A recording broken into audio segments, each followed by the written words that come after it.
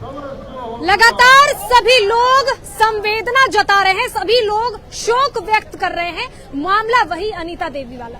जोहार, नमस्कार, आदाब। हजारीबाग अपडेट्स के लाइव सेशन में आप जुड़ गए हैं और ऐसे में बहुत ही दिल को छलनी करने वाला जो मामला है वो हजारीबाग से निकल कर आया है।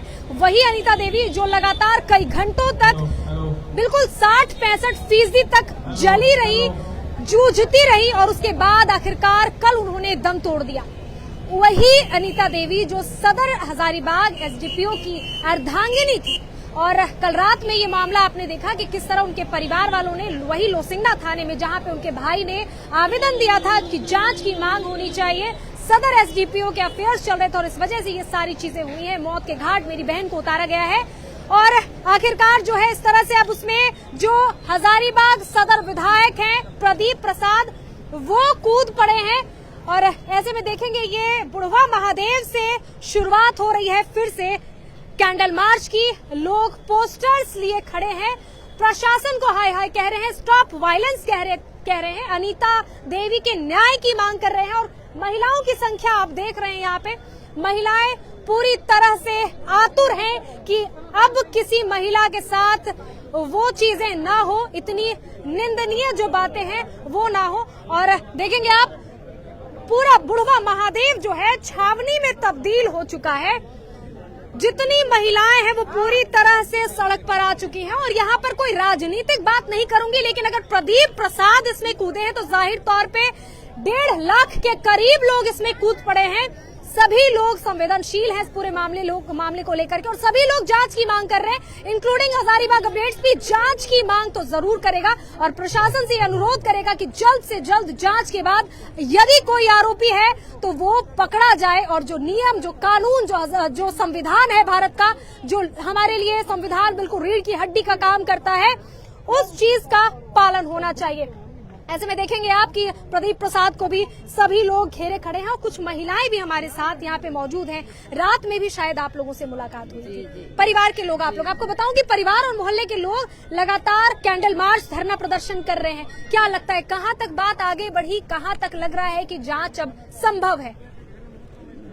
हम लोग को पता नहीं है, कुछ मालूम नहीं है। क्या मांग करते हैं ये बताइए? हम लोग यही मांग कर रहे हैं कि हम लोग की सच्चाई चीज को देखा जाए और हम लोग को जांच पड़ताल किया जाए इस बात को लिए कि क्यों, कैसे इस तरह हो रहा है। लेडीज लोग निकलती है घर से तो विरोधी करता है जेंट्स लोग और जेंट्स लोग मार कर फेंक देता है, मार देता है, जला देता है किसी तरह से घर में। यही सब मांग हम लोग कर रहे हैं। आजकल बेटी बहू लोग घर से निकलना मुश्किल हो जाता है, यही सब मांग है हम लोग से। देखेंगे आप परिवार के लोग जो हैं वो भी शामिल हैं और साथ साथ में जो है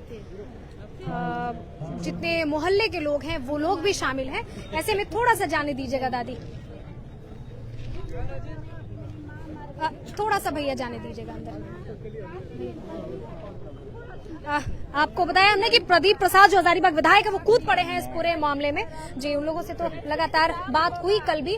क्या लगता है, जांच की मांग लोग लगातार कर रहे हैं और जिस तरह से चुप्पी साधे हुए लोग हैं, क्या होना चाहिए इस पर? और अब प्रदीप प्रसाद कूद गए हैं तो लोगों के जो एक्सपेक्टेशंस हैं वो बहुत हाई हो गए हैं, खास करके उनके परिवार के लोग के।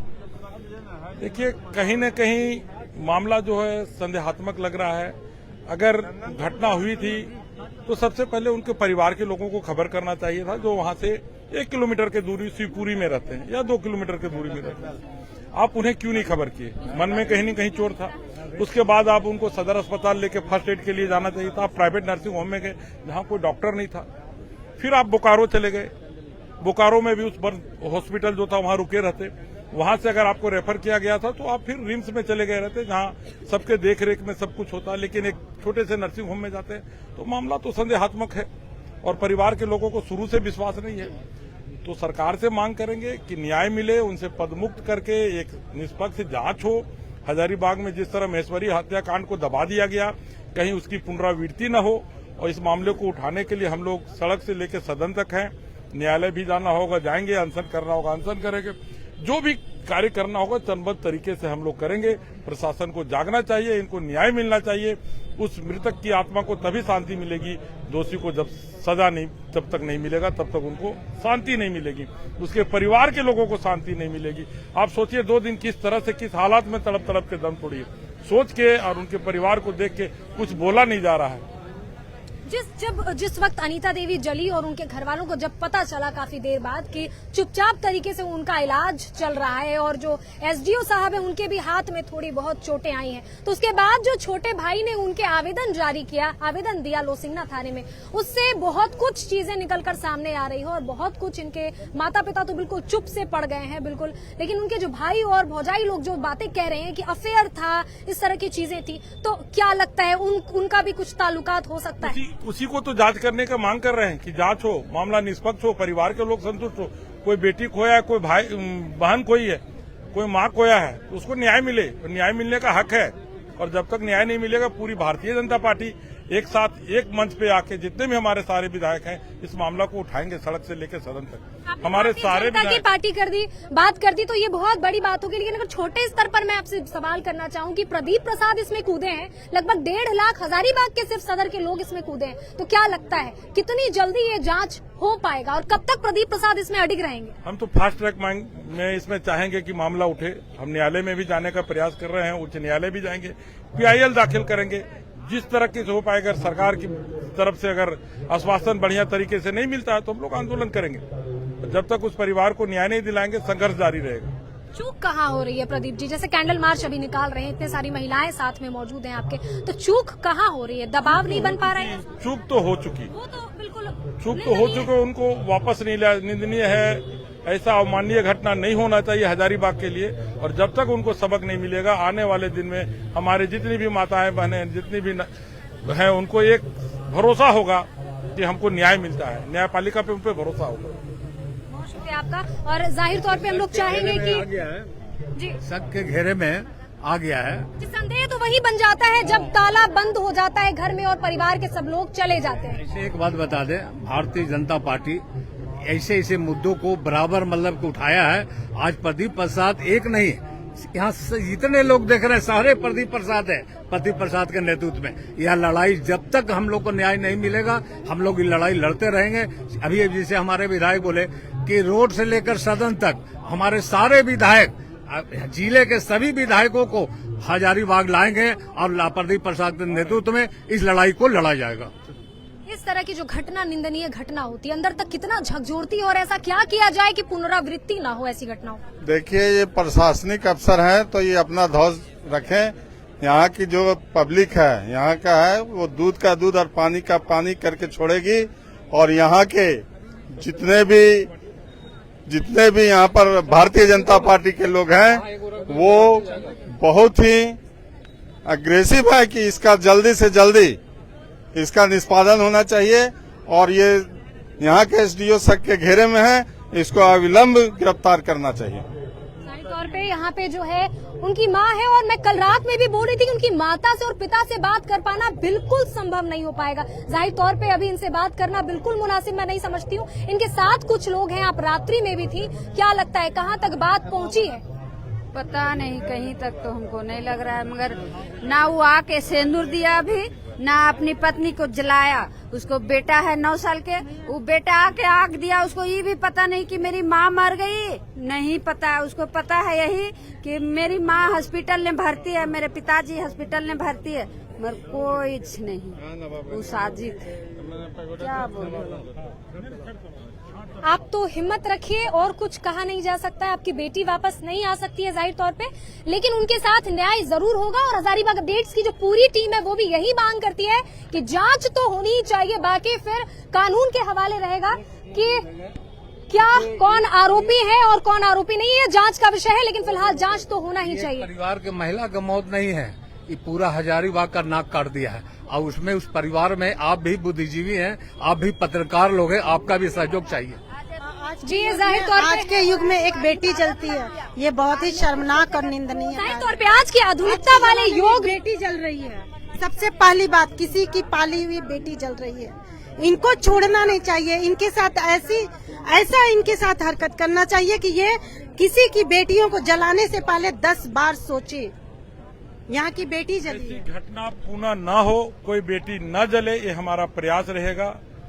और पदाधिकारी इस काम में अगर संतृप्त है तो आम लोगों पे क्या मैसेज जाएगा? अगर न्याय नहीं मिलेगा तो लोगों में मैसेज क्या जाएगा? रक्षक ही अगर भक्षक बन रहा हो जाए तो मैसेज क्या जाएगा? जाहिर तौर पे, और उम्मीद है कि ऐसी कोई बात नहीं हो रही हो। आप बहुत बुजुर्ग हैं और इस तरह के मामले जाहिर तौर पे अंदर से जो है झकझोर दे रहे हो, झकझोर देते हो। वैसे भी इतने छोटे शहर में जो आधुनिकता की तरफ अपना कदम बढ़ा रहा है, क्या कहना चाहेंगे? ऐसा क्या किया जाए उन आरोपियों के साथ, अगर कोई आरोपी है तो? देखिए, कोई भी आरोपी हो तो उसको सजा मिलनी चाहिए, और नारी का उत्पीड़न मानव अधिकार का उल्लंघन है। यह वो देश है जहां नारी की पूजा होती है। हम नारी को क्या कहला दुर्गा के रूप में पूजते हैं, सरस्वती के पूजते हैं, लक्ष्मी के रूप में पूजते हैं। यह देश है जहां कहा गया कि माता गुरुतरा भूमेरु, नारी शक्ति जो है पृथ्वी से भी भारी है। लेकिन यह व्यक्ति जो पढ़ा लिखा है, प्रशासनिक पद पर है, यह सबसे शर्मनाक विषय की बात है। और सरकार को भी चाहिए कि इसको पद मुक्त कर न्यायिक जांच हो, और जब तक इसका न्यायिक जांच नहीं होगा तब तक हम लोग चैन से नहीं बैठेंगे।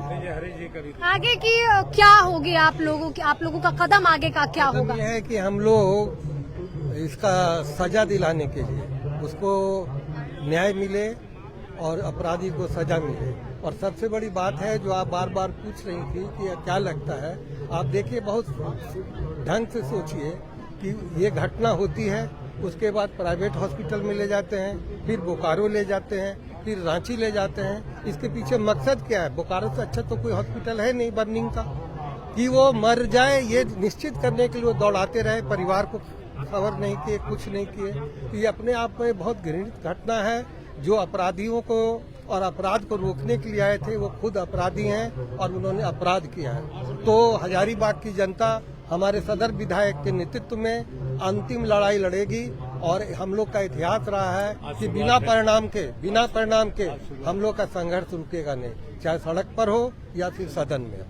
प्रश्न एक ही है, बहुत निंदनीय घटना है, और अगर सच में कोई आरोपी है तो इससे ज्यादा छलनी करने वाला कलेजा को और कोई घटना नहीं हो सकती। जाहिर तौर पे आप भी किसी बेटी के पिता होंगे, क्या ऐसा किया जाए जो कि भारत का कानून जाहिर तौर पे सख्त है बहुत ज्यादा, और उस पर ही सिर्फ अमल किया जाए तो बहुत अच्छी चीज होगी। तो ऐसा किस तरह से आप लोग प्रेशर बनाएंगे कि वो चीज जो है वो दोहराई ना जाए, और ये जांच के कटघरे में जिस तरह से एसडीओ साहब आ चुके हैं, जांच हो पूर्ण रूपेण?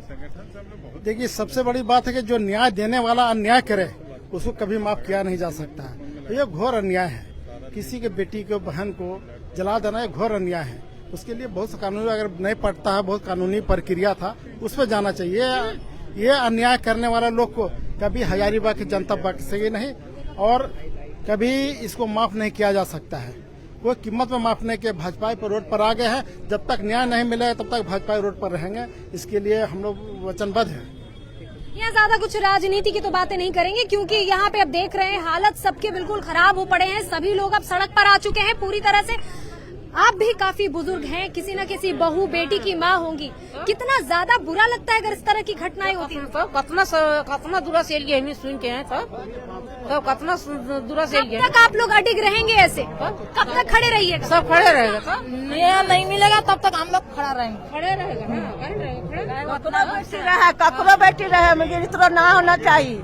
बच्चा से इतना बुढ़ू से पोस के पाल के इतना काहे करेगा? उसको मने पति के दोष है, तब ने सिंदूर दिए नहीं आया।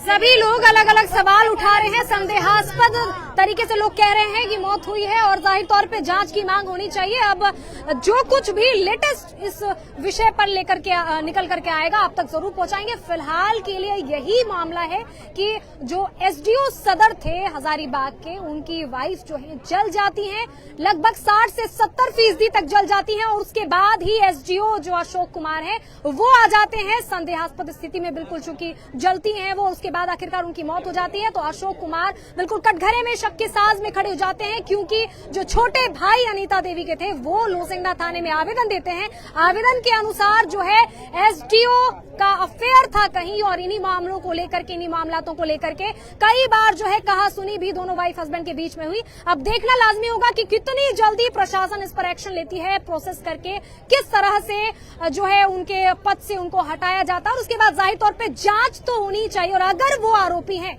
तो आरोपी कहीं भी भागा ना जाए और इस तरह की पुनरावृत्ति ना हो, इस अनुसार संविधान के अनुसार भारत के उनकी जो सजा है वो भी दी जाए, वो भी मुकम्मल हो। इसी के साथ इजाजत दीजिए, फिर अपडेट के साथ हजारीबाग अपडेट्स में हाजिर होंगे। शुक्रिया।